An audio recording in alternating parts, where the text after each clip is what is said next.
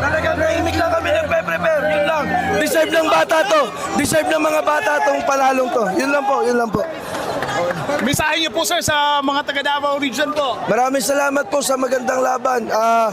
You bring the best of us talaga. Salamat po. Salamat po. Maraming salamat po. Yun lang po. Sobrang thank you po dahil nanalo po kami dito.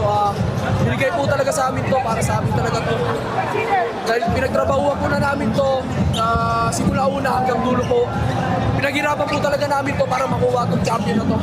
Napakasaya po dahil di po ako taga dito. Sinisigaw po yung apelido ko at nagpapasalamat po kay God. Hudin!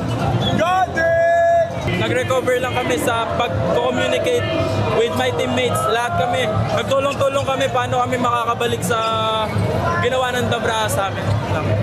Ano kami, underdog kami sa laban ngayon. So, ginawa namin kung ano yung ginagawa namin dati. Yun lang. Score na first quarter, kapag score namin. So, kinausap niya kami kasi siya yung team captain. Kaya siya yung nag-usap sa amin.